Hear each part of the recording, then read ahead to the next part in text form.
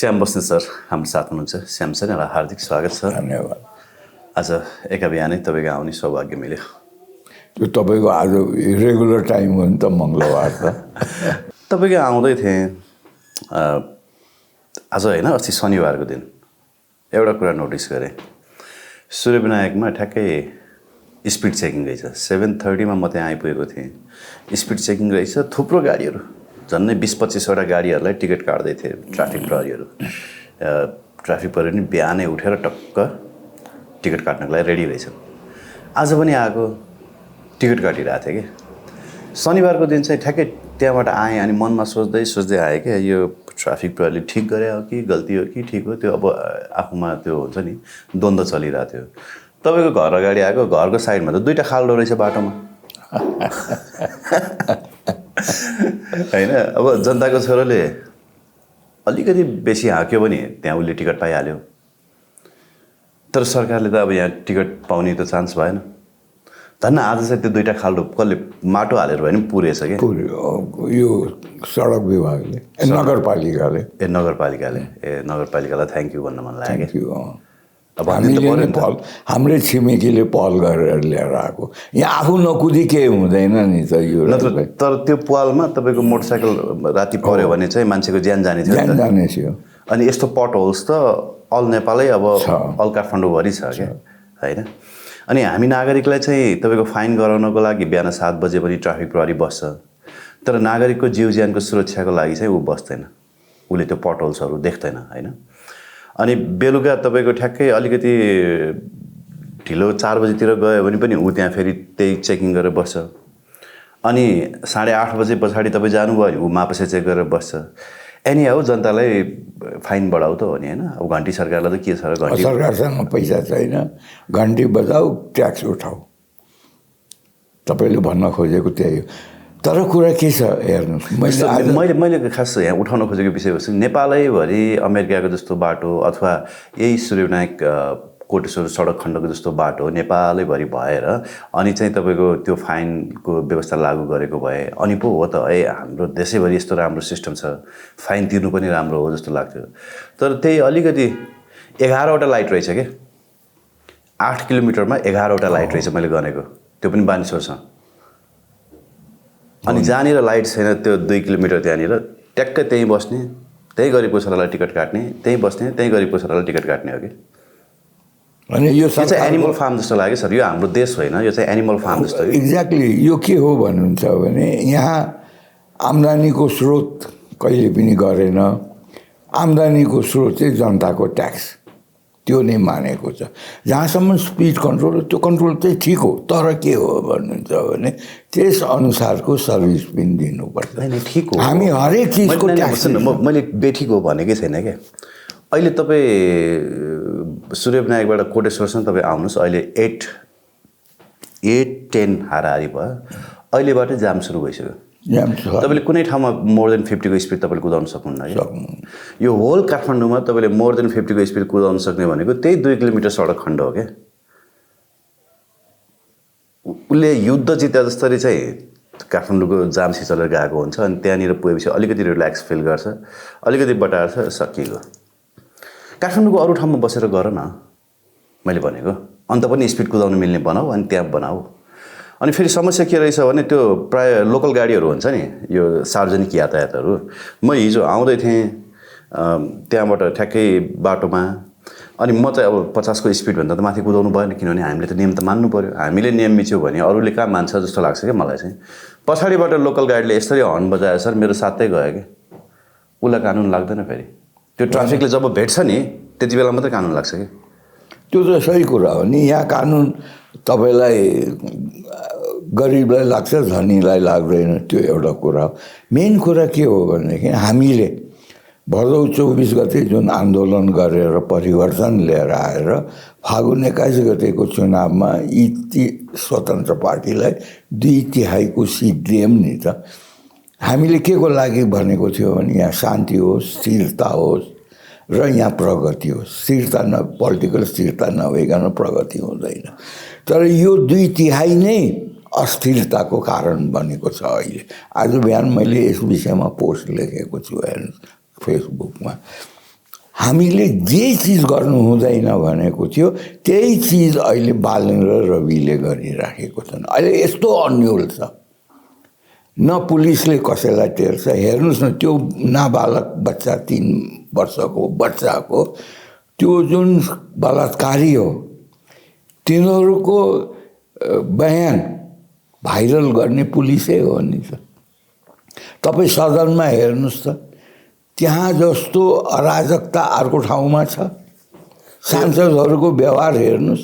हामीले यसको लागि दिएको हो। त्यो एउटा कहावत छ नि सर, आसमान से टपके खजुर पर लट्के, खजुर पे लड्के भन्छ नि। कहाँ नैबाट हामीले छलाङ मार्यो होला। तपाईँ यो परिवर्तन भन्नुहुन्थ्यो नि, भाद्र 23 र 24 गतिको आन्दोलन पछाडिको परिवर्तन भन्नुहुन्थ्यो। त नाउ आई फिल होइन, हामीले त्यो परिवर्तन भन्ने नाउँमा चाहिँ केटाकेटीको हातमा देश दियौँ जस्तो लाग्छ। होइन, यो बाँदरको हातमा तपाईँले जुन भिडियोको कुरा गर्नुभयो नि, यति संवेदनशील विषयमा पनि होइन, एउटा प्रहरी प्रशासनले टेर्दैन, अर्को प्रशासनले टेर्दैन भने हामीले चाहिँ केटाकेटीको हातमा देश दिएछौँ जस्तो लागिरहेको छ कि।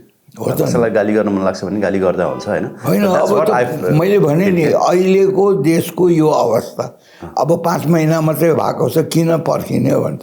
अहिले हेर्नुहोस् त, भारतमा हर चिजको दाम बढेको छ। हाम्रो पनि दसैँ आइसक्यो, तिहार आइसक्यो, हो कि होइन? हाम्रो अब चाडबाड आउने बेला बढ्नु पर्दैन। 6 महिनाभित्र बढिसकेको छ, बढ्ने जति मजाले, अब बढ्नु पर्दैन। होइन, अझै बढ्छ, किनभने त्यहाँ बढ्यो कि बाहना भइगयो। यहाँ हामी कहाँमा त 3 दोबर छँदैछ नि। भारतमा पाउने सामानको जे रेट छ त्यसको 2.5 गुणाभन्दा कम कुनै चिज छैन। हेर्नुहोस्, यो चिज हामी यिनीहरूले कन्ट्रोल गर्नुपर्ने। 5 महिनाभित्रमा यो सबै चिजलाई एउटा तह लगाउनु पर्ने, एउटा सिस्टममा गर्नुपर्ने। आज सबैभन्दा अराजक कोही छ भनेदेखि 2 जना व्यक्ति हो र तिनीहरूका चाहिँ चम्चाहरू हुन्। योभन्दा अर्को चिज दुःखको कुरा केही हुन्छ?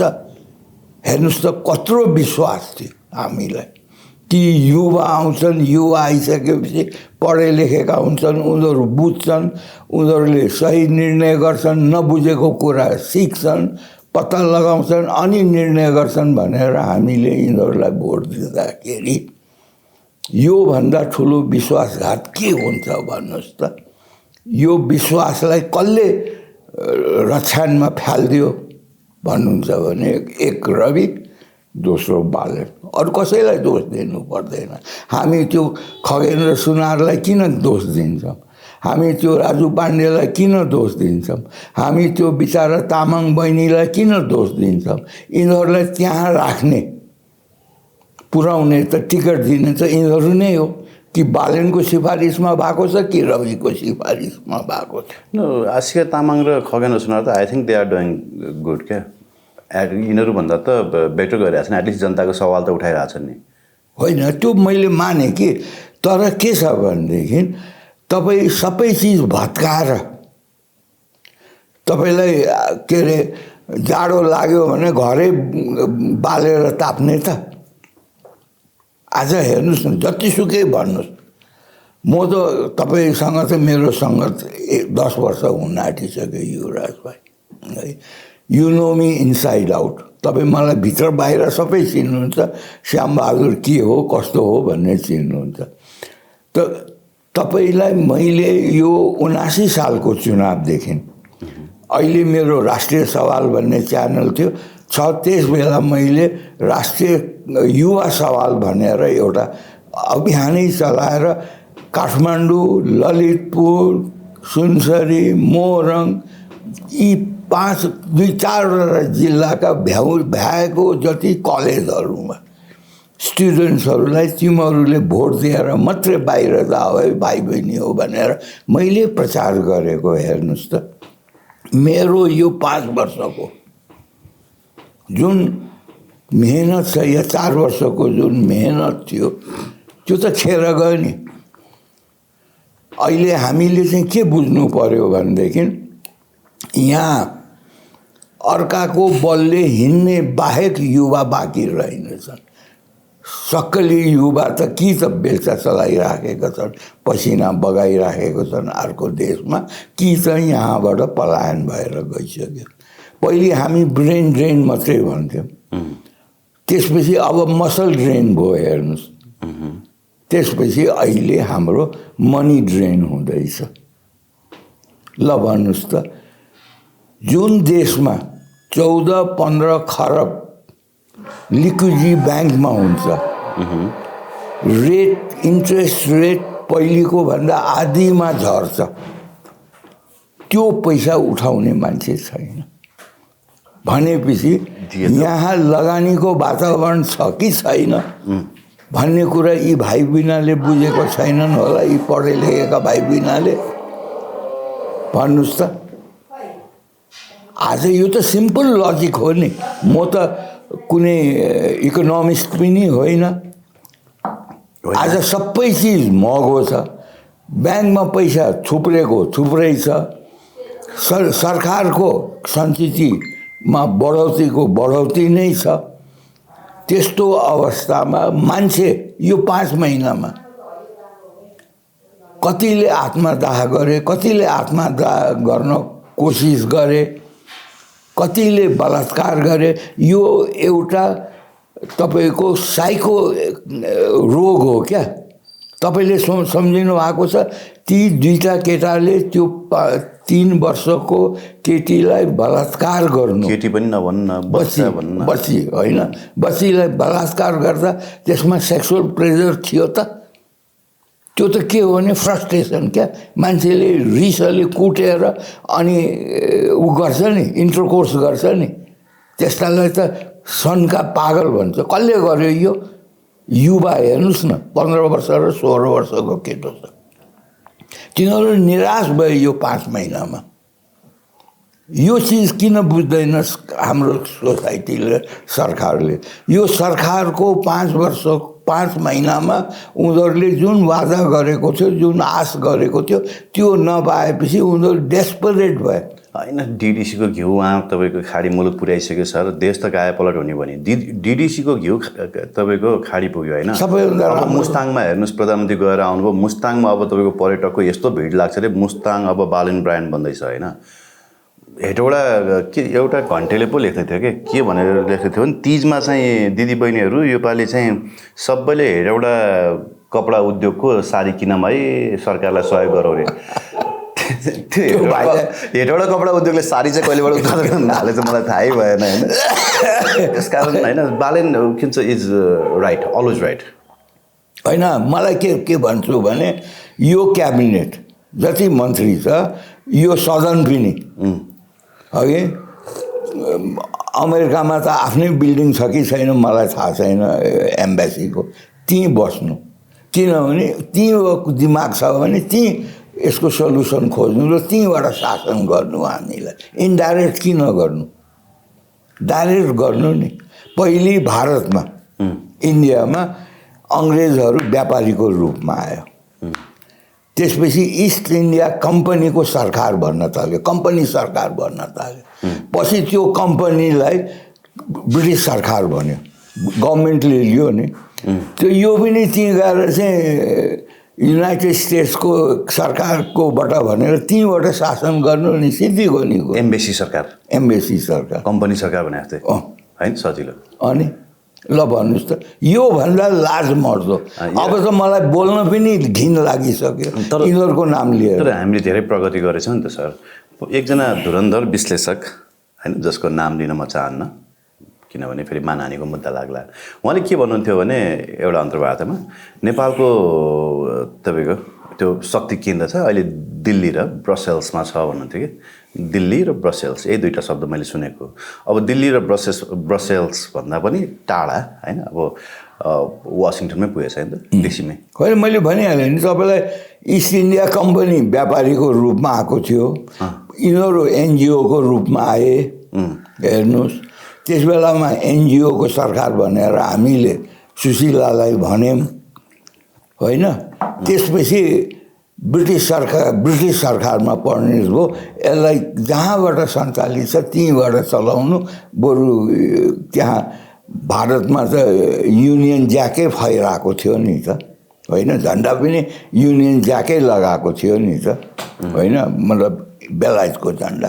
त्यो पनि झन्डा यहाँ राखिदिए कमसेकम त्यो ट्याक्स पाइन्थ्यो होला, त्यहाँको चाहिँ सुविधा पाइन्थ्यो होला, त्यहाँको चाहिँ त्यो जुन बेनिफिटहरू, हेल्थ बेनिफिट। तपाईँ त अमेरिका बसेर आएको, सोसल सेक्युरिटी पाइन्छ, मेडिकल पाइन्छ, मेडिकेयर हुन्छ, सोसल सेक्युरिटी हुन्छ होइन, पब्लिक ट्रान्सपोर्टेसनमा सहुलियत हुन्छ, धेरै कुरा छ नि। लुकाएर किन गर्नु भने अब फुड स्ट्याम्प हुन्छ, फुड स्ट्याम्प तपाईँले खाना पाउनु भएन भने फुड स्ट्याम्प दिन्छ होइन, त्यही त धेरै थरीको बेनिफिट छ। तर त्यो भन्दैमा देश बेच्न चाहिँ सकिँदैन सर।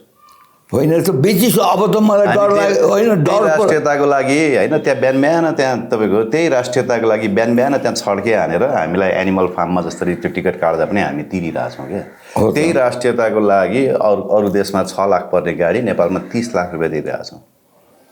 होइन त्यो राष्ट्रियता भन्ने चिज जुन हो नि युवराज भाइ, अब हिन्दीमा भन्यो भने गया तेल लेने, नेपालीमा भन्ने हो भनेदेखि जसरी कालापानी बेचे हाम्रो राष्ट्रियता, त्यो भुटानी काण्डमा पनि बेचे, अहिले त साँच्चै बेचेको प्रमाण आइसक्यो। हामी कहाँ राष्ट्रियता नै छैन। के बेचेको प्रमाण आयो? ल जुन देशमा राष्ट्रिय चिन्तनै छैन त्यो देशमा राष्ट्रियता छ भन्नु पर्यो।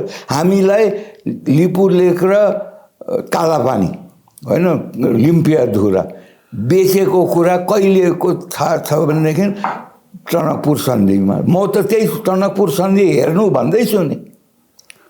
अब हामीले 11 महिनापछि थाहा पायौँ कि हाम्रो राष्ट्रियता बिकेछ, राष्ट्रियता बिकेछ।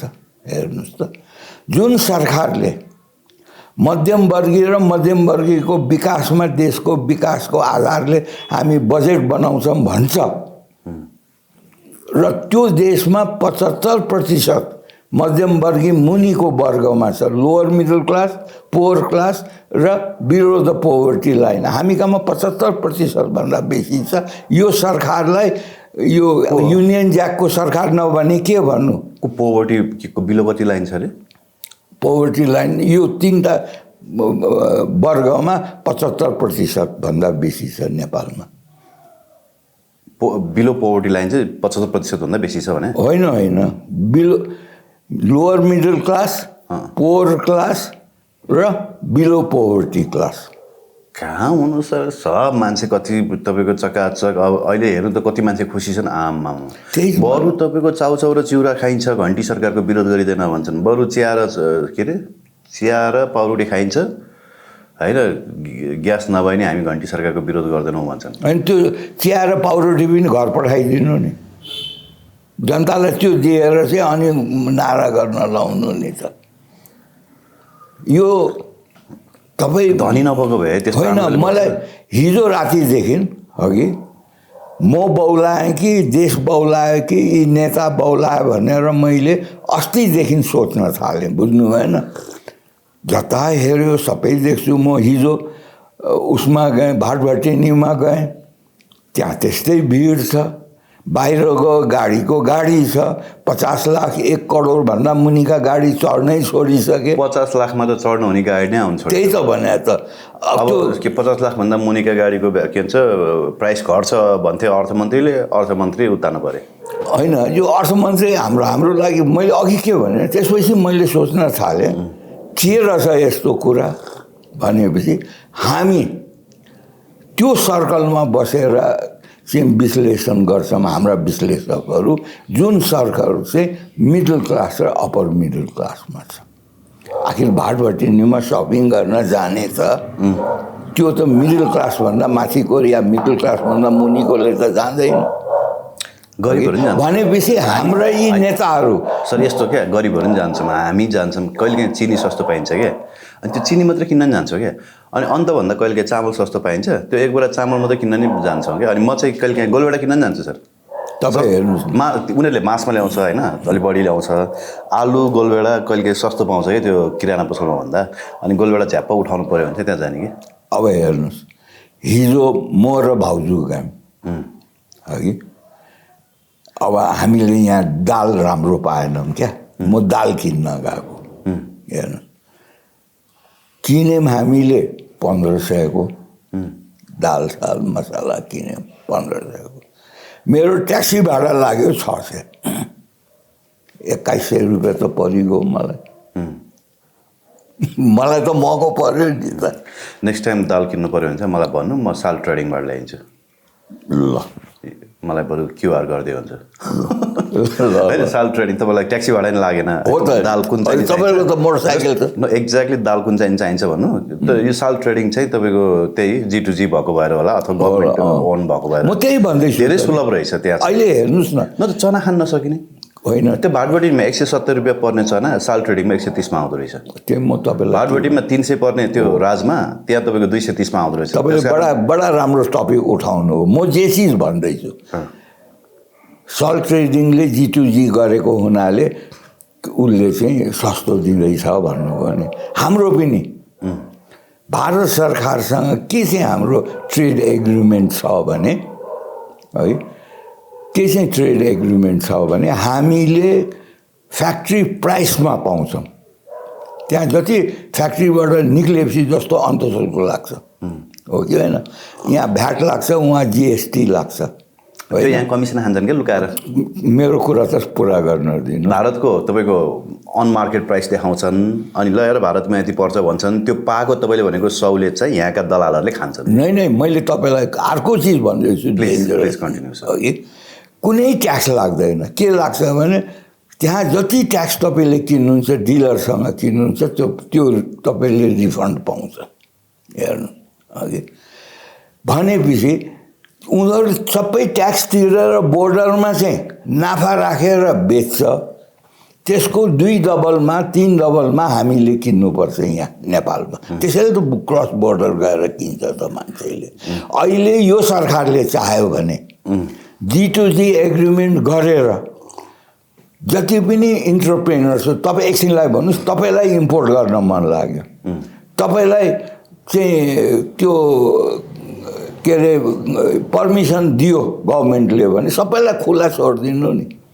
त्यो चाहिँ कलेक्ट गरेर ट्याक्स रिफन्ड माग्दिनु। यहाँ भारतभन्दा सस्तो पाउँछ भने त्यो गर्न भएन नि। कस्तो कुरा नबुझ्यो कि सर तपाईँले। त्यो गरे पछाडि त दलालहरू मरेनन् भने, बिचौलिया मरेनन् सर। तपाईँलाई यहाँ सिन्डिकेट क्रिएट गर्नुपर्छ। गाडी ल्याउन पनि एउटा ब्रान्डको एउटा व्यापारीलाई मात्रै दिनुपर्छ, विदेशी दारू ल्याउन पनि एउटा व्यापारीलाई मात्रै दिनुपर्छ, चामल ल्याउन पनि एउटा व्यापारीलाई मात्रै दिनुपर्छ। त्यसकारण उनीहरू मोटाउँछन्, उनीहरू धनी बन्छन्, उनीहरू अरबपति बन्छन्।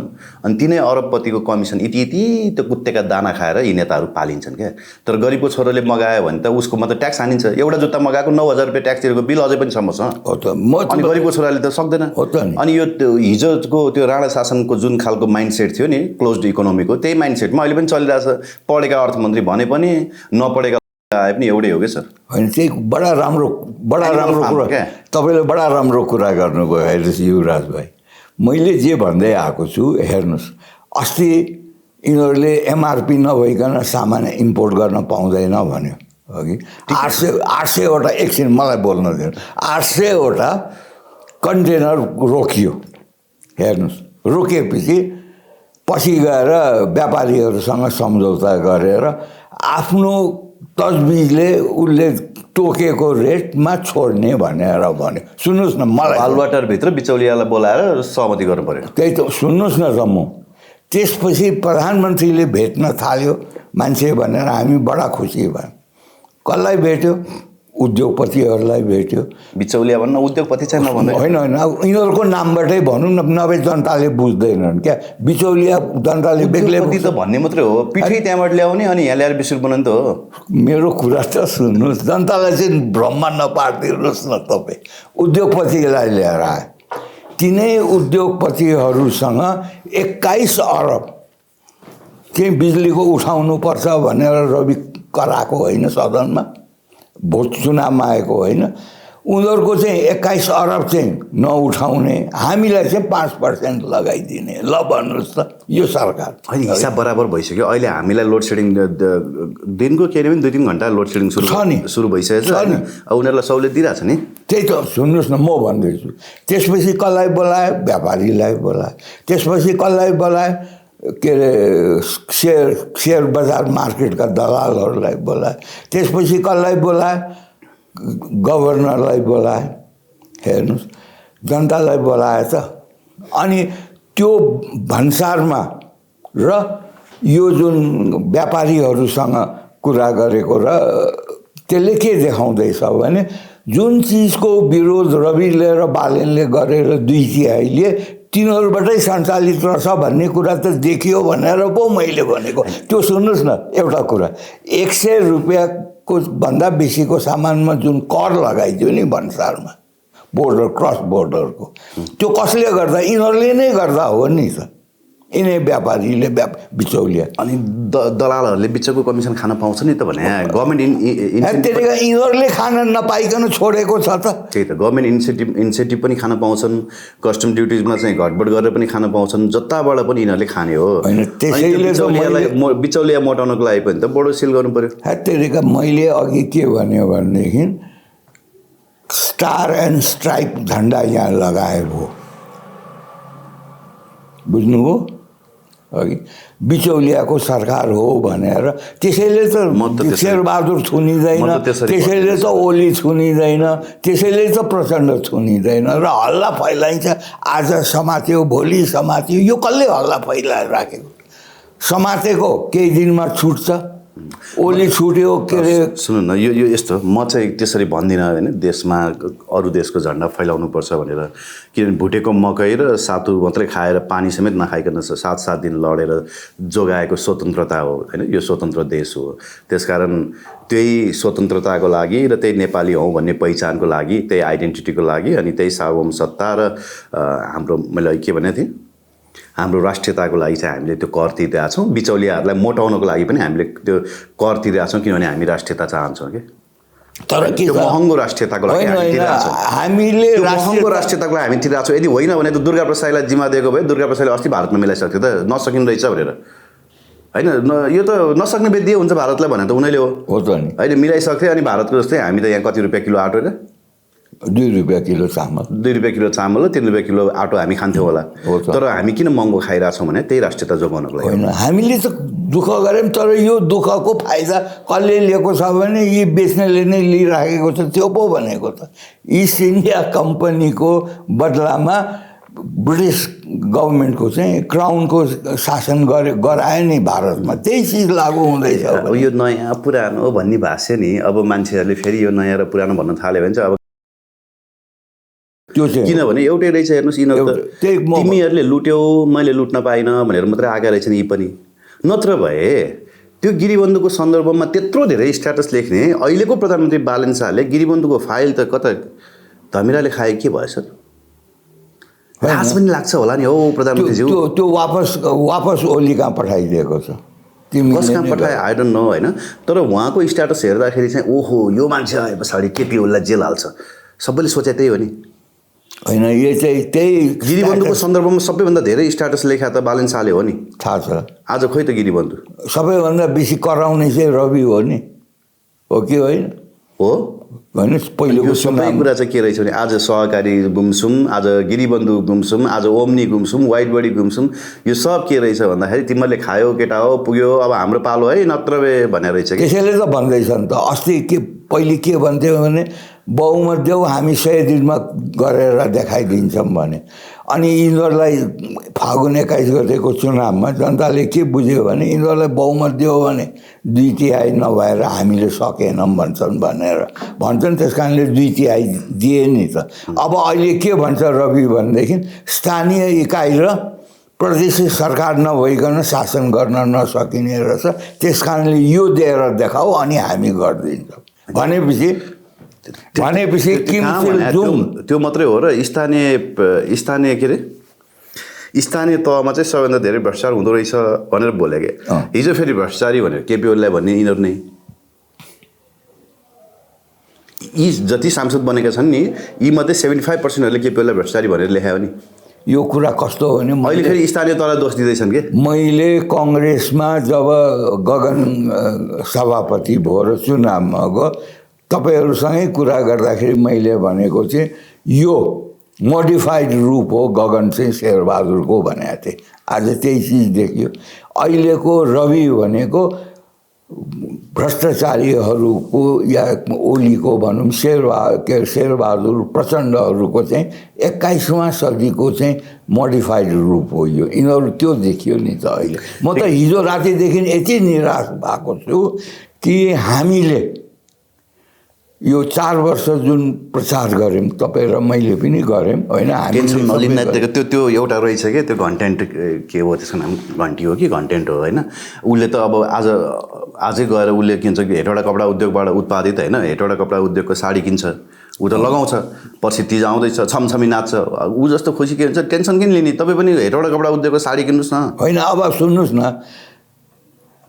अस्ति भारतीय स्थल सेना प्रमुख आयो ओके त्यो उसँग ऊ चाहिँ भारतीय स्थल सेनाको युनिफर्ममा छ चिफको युनिफर्ममा छ त्यहाँ को छ अर्को मैले त जसले बालेनलाई चिन्दैन बालेनको फोटो देखेको छैन भारतमा अरू देशमा त यो कहाँबाट भारतको सेनापतिले चाहिँ जेलेन्स्कीसँग फोटो खिचायो भनेर सोध्छ कि सोच्दैन ल भन्नुहोस् त यस्तो लाजमर्दो घिनलाग्दो अनि एउटा राष्ट्रिय पहिचानको लुगा पनि लाउन नसक्नेले राष्ट्रियताको कुरा गर्न मिल्छ र के अरे उसमा चाहिँ कपडा उद्योगबाट चाहिँ साडी किनेर यहाँ त तपाईँ त यहीँको ठेट मान्छे हो कि होइन यहाँका ज्यापुहरूले त्यो कालो र रातो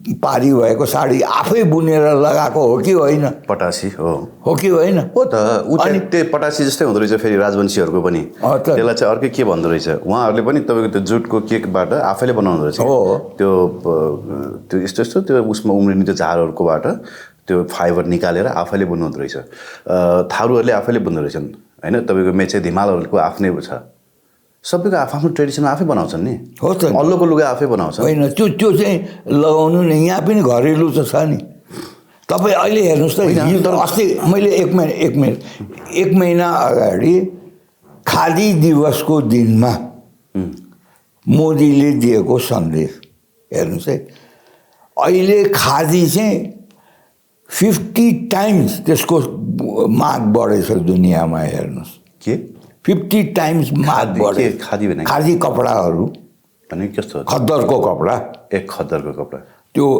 आफै उगर चर्खामा बनेर चाहिँ बनाउँछ नि त खादीको कपडा खद्दरको कपडा सुने मात्रै छु देखाएको छैन त्यो आन्दोलन सुरु गरेको हो महात्मा गान्धीले ब्रिटिसर्सहरूको लुगा नलगाउने भनेपछि अनि चर्खा आन्दोलन सुरु गरेर आफैले धागो रुवाबाट धागो बनाउने त्यसैले खादीको लुगा बनाउने हेर्नुहोस् त्यो खादी भण्डार त अहिले त कस्तो भएछ भने अहिले युरोपमा अमेरिकामा विकसित देशमा यो चाहिँ युनिक चिज भनेर उनीहरू त्यो लगाएपछि त्यसले चाहिँ आफ्नो समृद्धि देखाउँदो रहेछ हेर्नुहोस् र त्यो प्योरली चाहिँ अर्ग्यानिक हो सिन्थेटिक त्यसमा एउटा पनि हुँदैन त्यसले गरेर भोलि जलाउनु पर्यो भने पनि पल्युसन भएन त्यो माटोमा गल्छ पनि अहिले त्यसको माग भएछ अहिले एकछिनलाई प्रधानमन्त्रीले भनिसक्नु भएको छ अब सरकारी कार्यालयहरूमा नेपालमै उत्पादित प्रोडक्टहरूलाई चाहिँ प्रमोट गर्ने तिनीहरूको चाहिँ प्रयोग गरौँ भनिसक्नु भएको छ भातगाउँले टोपी लाउन चाहिँ आफूले गरेर देखाउनु नि आफ्नो सरकारी कार्यक्रममा त्यो भातगाउँले टोपीको नि कपडा यहाँ बन्दैन कि सर जहाँसुकै बनोस् बनाएको त यहीँ नै हो नि हाम्रो सुरुदेखि पहिचान हो अहिले पो मान्छेले चाहिँ कपडा बाहिरबाट सस्तो पर्छ पहिले त यहीँ बन्थ्यो होला नि प्रधानमन्त्री लगाएको टप टु बटममा खै के चाहिँ यहाँ बन्छ होला त कसैको पनि पोलिस्टरको जुत्ता भन्छन् नेपालमा बनेको भन्छन् नि त्यो जुत्ता पनि ल्याएर एसेम्बल मात्रै गर्ने रहेछ होइन त्यो सबै हामीले के लगाएको छ उसको त यो देशमा तर के छ भने जति पनि तपाईँको यो देशमा अघि पनि मैले भने नि जति पनि तपाईँको यो देशमा तपाईँको के भन्नुहुन्छ तपाईँले एउटा शब्द उद्योगी के भन्नुहुन्छ नि उद्योगपति के भन्नुहुन्छ कि जति पनि उद्योगीहरू छन् नि त्यो र मेटेरियल्स ल्याउने त छँदैछ अधिकांशले ल्याउने चाहिँ तपाईँको ल्याएर यहाँ तपाईँको ऊ मात्रै फेब्रिकेट गर्ने अथवा अलिकति अल्टर गरेर बेच्ने मात्रै रहेछ प्रिफ्याब जस्तो घर बनाउँदाखेरि त्यही त हो नि यो त त्यही हो नि त्यसैले 50% भन्दा कम त्यो प्रोडक्टमा आफ्नो र मेटेरियल छैन भने त्यसलाई स्वदेशी उद्योग भन्नै मिल्दैन भनेको क्लिङ्कर नभइकन सिमेन्ट बन्दैन होइन र त्यो के भन्छ रड उत्पादन गर्छन् नेपालको फलामे छड भन्छन् नेपालको फलामे छड भन्यो भने नेपालमा फलामै छैन अनि त्यो पनि सबै उतैबाट ल्याउनु पर्यो अनि अनि त्यो चाउचाउ नेपालमा उत्पादित चाउचाउ भन्छन् त्यो पिठो सबै इन्डियाकै रहेछ अथवा अझै इन्डियाले नजानेर अन्य मुलुकबाट पनि ल्याउनु। अब अर्को एउटा महान विद्वान हाम्रो सांसद छ है, कुन चाहिँ नि? अब उनले के भन्यो भनेदेखि हिजोको संसदमा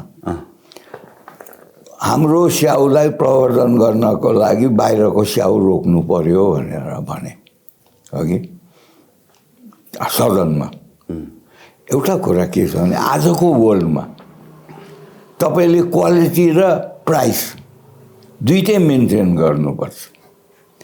त्यो कसरी ल्याउने, त्यसलाई कसरी प्रवर्धन गर्ने, त्यसको मार्केट के गर्ने, त्यो रोकेर स्याउ रोकेर यहाँ जुम्लाको स्याउ चाहिँ बिक्री हुन्छ, जुम्लाको स्याउ यहाँ पुर्याउनु पर्यो नि मार्केटमा। होइन भयो त, अनि केरा बिक्री भयो नि त। त्यही त। तर केराको अनि अब हेर्नुहोस्, केराको प्राइस बढ्यो पहिला 100 मा। विपक्षी दलको संसदीय दलको नेताले यस्तो भनेपछि यिनीहरूलाई त खुँदो भएको छ, खुँदो भएको छ।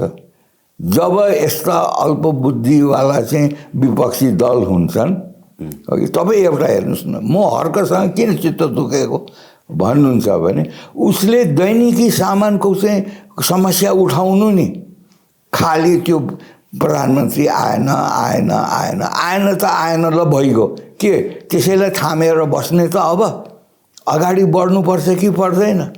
यी समस्याहरू अहिले जुन जुन समस्या आएको छ त्यसैमा धर्ना कसे हुन्छ नि, त्यसमा चाहिँ धर्ना नकस्ने, सरकारलाई त्यसमा छुट दिने, अनि उम्किन दिने र के अरे बालेन आएन आएन आएन भनेदेखि सबैले एउटा चाहिँ खेत प्रस्ताव पास गरिदिनु नि, सदनमा नआउने प्रधानमन्त्रीलाई हामी नेता मान्दैनौँ भनेर हर्कले किन प्रस्ताव राख्न सक्दैन त्यहाँ?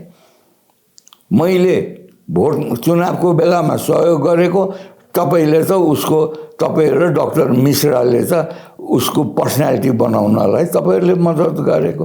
आज हामीले क्रिटिसाइज गरिदिँदाखेरि हामीले गाली दिएको हो अर्कालाई, हामीले चाहिँ यो भएन पो भनेको त।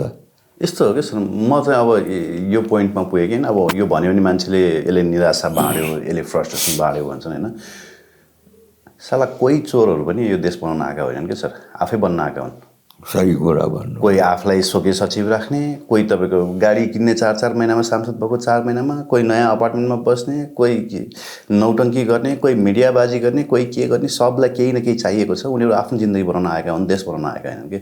एडभेन्चर क्या, एडभेन्चर गरेर खोज्न आएका। त्यो मैले भनेको थिएँ, यो देश बनाउन आएका तीनटा कसैमाथि आश हुन छोडिसक्यो। होइन होइन, म त्यसैले किनभने मैले अस्ति पनि एउटा मेसेज गरेको थिएँ, यो राष्ट्रिय परिचय पत्रको सन्दर्भमा अब बनाउने कि नबनाउने कि हामी सबै अन्यलमा छौँ होइन। तपाईँको अत्यावश्यक सेवा सुविधाबाट हामी वञ्चित भइरहेका छौँ। यस्तो विषयमा एक थान व्यापारी पोस्नको लागि सरकारले लगाएको यो आर्थिक नाकाबन्दीको विषयमा तपाईँले बोलिदिनु पर्यो भनेर हामीले कति भन्यौँ, तर उहाँहरूले बोल्नुहुन्न। होइन, संसदमा बोल्नुपर्ने विषय त यो थियो नि त। बोल्नुपर्ने विषय यस्ता कुरा हामी तपाईँले र मैले उठाइदिँदाखेरि संसदमा बोल्नुपर्ने विषय त बन्चरे डाँडाका ती तपाईँको ती अबोध ती जनताहरू होला नि त। हेर्नुहोस् त, मर्न बाध्य छन् क्या। धन्न आशिका तामाङलाई चाहिँ मैले धन्यवाद भनेको छु कि। होइन, ठिक छ, तपाईँ एउटा कुरा भन्नुहोस् न, तिनले कराउनु कसलाई हो? गएर प्रधानमन्त्रीको बालबटार घेर्नुपर्छ नि तिनले। किन सुन्नुहोस् न, प्रधानमन्त्रीको अनुहार देख्नु पाए त हो नि भने किन नभएदेखि अफिसमा गएर घेर्ने? कसले जानिदिन्छ? किन सिंहदरबारमा लोगो लगाए उनीहरू सदनमा जाँदाखेरि जाँदैन, त्यहाँ जान रोक्दैन। यस्तो हो क्या, हामी के हुन्छ भने जस्तो हल त हामी फिल्म हेर्न सधैँ जान्छौँ नि, हो। के हुन्छ भने जस्तो तपाईँ एज अ दर्शक कुनै फिल्म हल जानुभएको छ? गएको छु पहिले, जानुभएको छ होइन। फिल्म हल जानुहुन्छ, हलमा हेरिन्छ, हिरो हिरोइन देखिन्छ होइन, मक्ख परिन्छ, आइन्छ कि। तर सधैँ त्यो हलमा हिरो हिरोइन भेटिन्छ त भेटिँदैन नि। कहिलेकाहीँ प्रिमियर सोमा, च्यारिटी सोमा कहिलेकाहीँ यसो घुम्न आउँछ नि गाडीमाथि, यसो हात हल्लाएर क्या सेलिब्रिटीहरू। त्यति बेला चाहिँ हामीले परबाट यसो हात हल्लाउने कि। अहिलेका सांसदहरू प्रधानमन्त्रीलाई भेट्ने पनि त्यस्तै लेभलको हो क्या सर, त्योभन्दा बढी छैन कि। सुन्नुहोस् न, म तपाईँ अझ तपाईँलाई म हाम्रो जमानामा के हुन्थ्यो भने सबैभन्दा अगाडि चाहिँ बस्ने चाहिँ सबैभन्दा सस्तो टिकट 54 भन्थ्यो। त्यो लास्टवाला चार अगाडि अघि। अनि जब हिरोले 10वटा गुन्डालाई मार्थ्यो नि, कुट्थ्यो नि, खेद्थ्यो नि, अनि उनीहरूले सिटी बजाउँथ्यो क्या। हामीलाई सुन्न, डायलग सुन्न पनि गाह्रो पर्थ्यो। हेर्नुहोस्, त्यसलाई म के भन्छु भने नपुंसक रिस भन्छु क्या। हामी सबै आफ्नो नपुंसक रिस बताउँछौँ। मैले तपाईँले बन्चरो डाँडोको कुरा उठाइहालेको हुनाले मलाई एउटा चिज थप्न मन लाग्यो। त्यो के हो भने जब बालेनलाई मोस्ट सक्सेसफुल लिडर भनेर चाहिँ टाइम्समा निकाल्यो भनेर भने म त पढ्दिनँ पनि, अघि मलाई मतलब पनि छैन भनेर यी भाइ बिनाहरूले चाहिँ यहाँ छ्यापछ्याप्टी भाइरल गरे आफ्नो आफ्नो कुरा। त्यस बेला मैले के भनेको थियो भने उनी फ्लप लिडर हो भनेको थिएँ। मलाई झन्डै मारेका थिए मिडियामा हेर्नुहोस्। अघि मैले के भनेको थियो भने 3टा वादा गरेकोमा त्यसमा उनी फ्लप भए। बन्चरो डाँडाको यो जुन वेस्ट म्यानेजमेन्ट चाहिँ म साइन्टिफिक गर्छु भनेको थियो त्यो गर्न सकेन। उनीसँग पैसा इफरात छ नि त, त्यसलाई के अरे साइन्टिफिकली म्यानेज गरेर रिसाइकल गरेर गर्नको लागि त सरकारले त रोक्दैन थियो नि त, हो कि होइन। दोस्रो चिज यहाँको यो जुन खोला बागमती नदी, विष्णुमती नदी, यी अरू नदीहरूलाई चाहिँ स्वच्छ बनाउँछु भनेको थियो। 3.5 वर्षमा त गरेन नि। उनलाई पैसाको जरुरत पनि थिएन। उनले चाहेको भए विदेशी महानगरपालिकाहरूबाट पनि उनले मद्दत पाउँथे। तपाईँले वर्ल्ड ब्याङ्कबाट लिन सक्नुहुन्थ्यो। त्यो त्यति पावर हुन्छ नि क्यापिटलको के अरे महानगरपालिकालाई। तेस्रो कुरा खानेपानी र शुद्ध हावा, त्यो 3टै चिज दिन नसकेको हुनाले यिनी प्राइम मिनिस्टर चाहिँ कसरी चलाउँछन् भनेर मैले त्यति के कमेन्ट गरिदिएको थियो।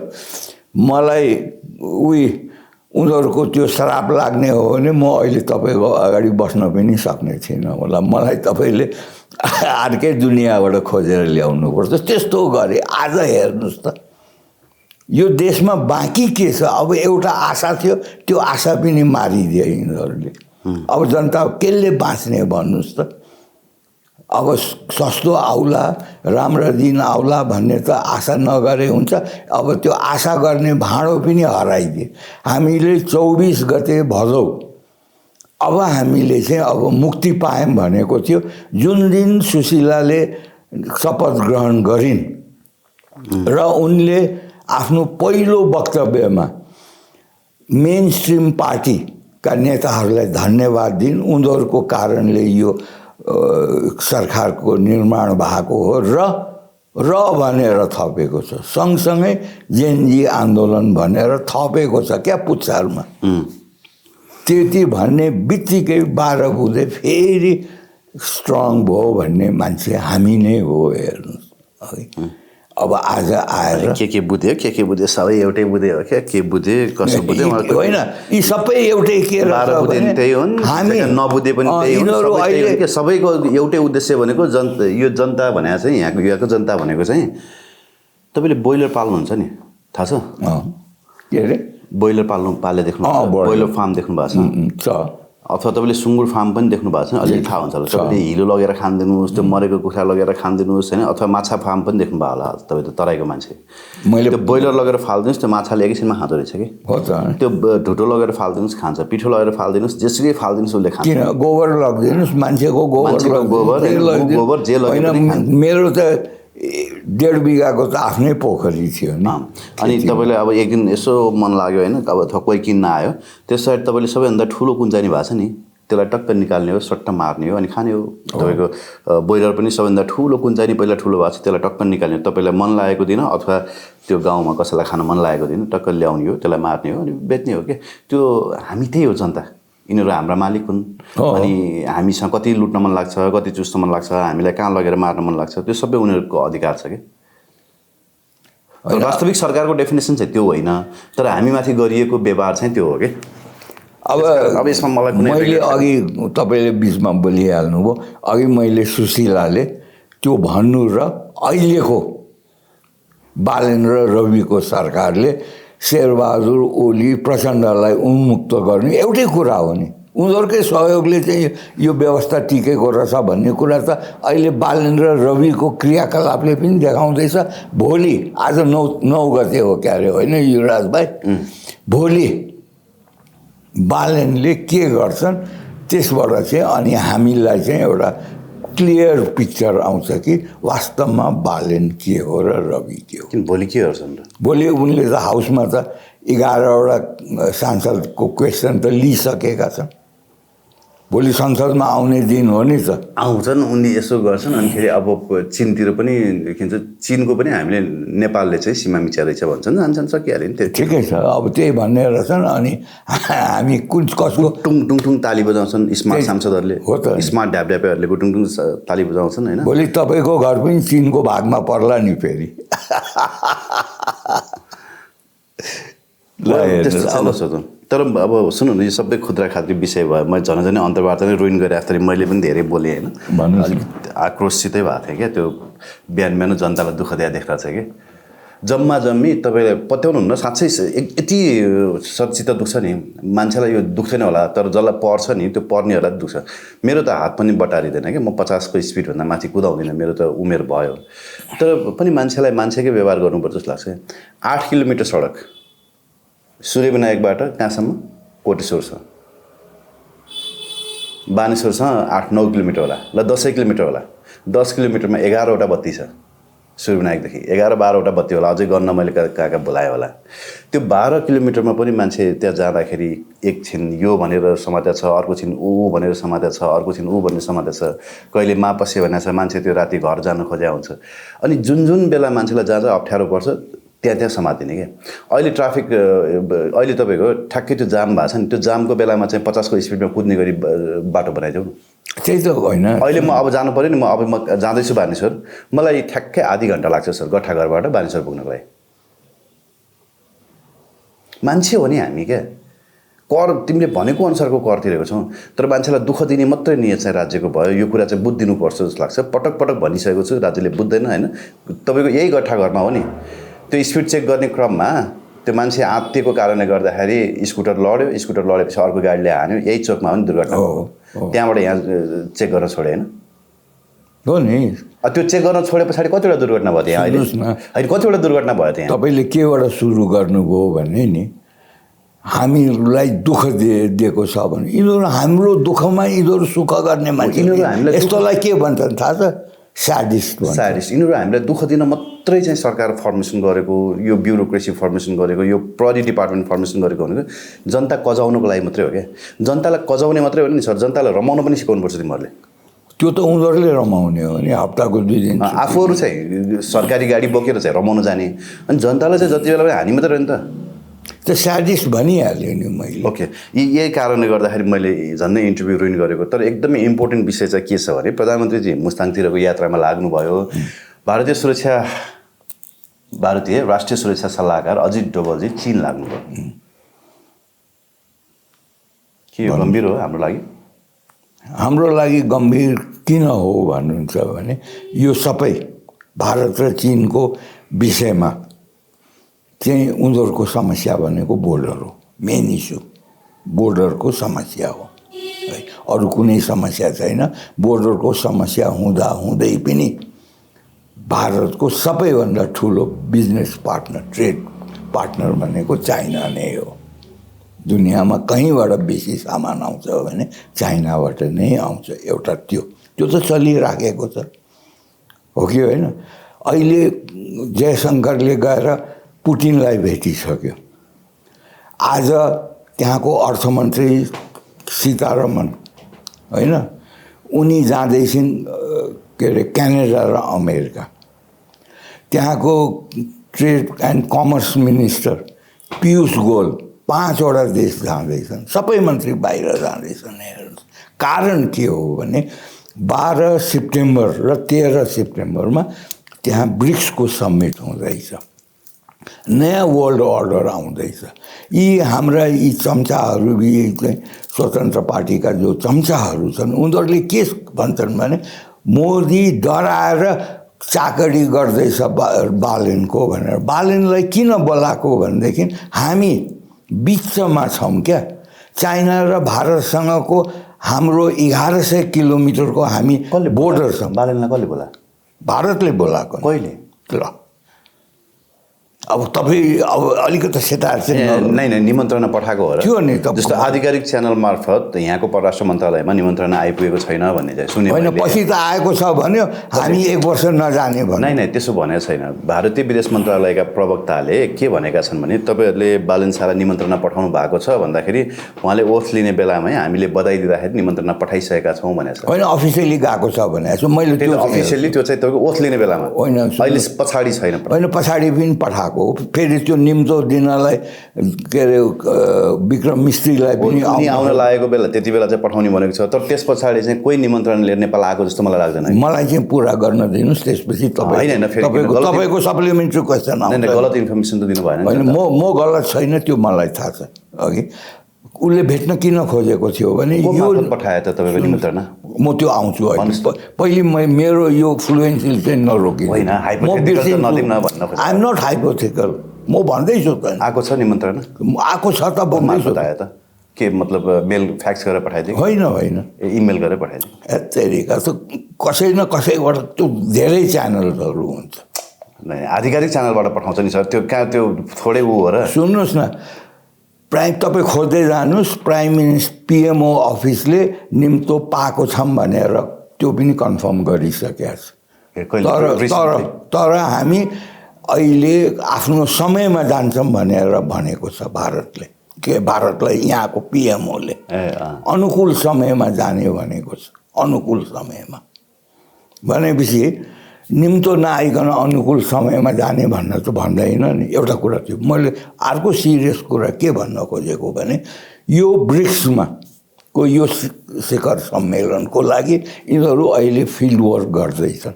एउटै कमन एजेन्डा निर्णय गरेर डिक्लेरेसन गर्न खोज्दैछन्। त्यसमा नेपाल चाहिँ हामी बिचमा भएको हुनाले नेपालको इन्ट्रेस्ट केमा छ भनेर हाम्रो गभर्मेन्टसँग पनि सल्लाह गर्न खोजेको थियो मोदीले। हेर्नु, त्यसको लागि बोलाएको हो अघि। अब उनीहरू आएन। अब चाइना, भारत र रसिया, म बीआरसी भन्छु नि त। बीआरसी भनेको भारत, रसिया र चाइना, यी तिनटाले जे निर्णय गर्छन् हाम्रो भाग्य त्यहाँ कोरिँदैछ। यो ब्रिक्समा हेर्नुहोस्, त्यो सम्मेलनमा यो बडा हाम्रो लागि दुर्भाग्य हो कि हाम्रो त्यहाँ पार्टिसिपेसन गएन। ब्रिक्समा निम्तो गर्नको लागि फेरि जयशङ्कर आउँदै थियो।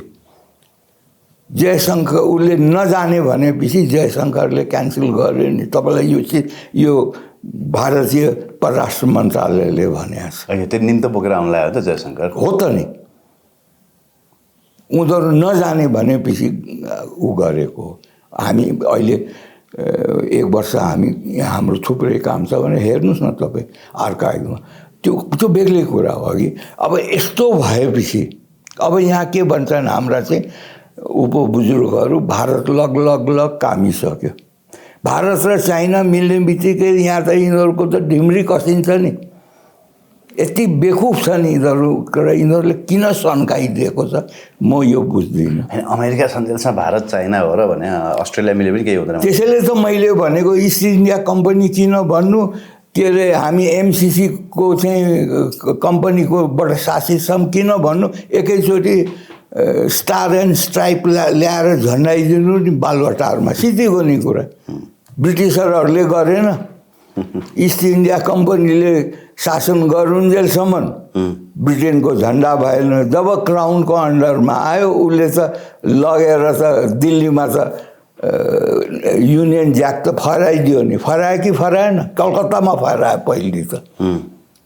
त्यो के अरे के हिल भन्छन् त्यो, के अरे रसिना हिल भन्छ क्या अरे, जहाँ अहिले राष्ट्रपति भवन छ। त्यो त पछि बनाएको हो नि। इस्ट इन्डिया कम्पनी हुन्जेलसम्म इन्डियालाई शासन गर्थ्यो कलकत्ताबाट। हेर्नुहोस्, जब उसले लियो, ब्रिटिस गभर्मेन्टले लियो, त्यसपछि वाइसराय आयो नि त, होइन? आउँदाखेरि चाहिँ अनि दिल्ली सारेको त हो नि। त त्यस्तै चिज छ अहिले। हामी यो दुर्भाग्य कुरा हो, हामीले जसलाई विश्वास गऱ्यौँ त्यसैले धोका दियो क्या। तपाईँले राम्रो भनेर फकायो केटीले, तपाईँले बिहा गर्नुभयो, बिहा गरेको 3 दिनपछि तपाईँलाई डिभोर्स गरेर आधी सम्पत्ति लिएर गयो। त्यस्तै त भयो नि, भयो कि भएन? आज हामी धोकामा चाहिँ परेका छौँ। ल थ्याङ्क यू भेरी मच स्याम सर। Thank you.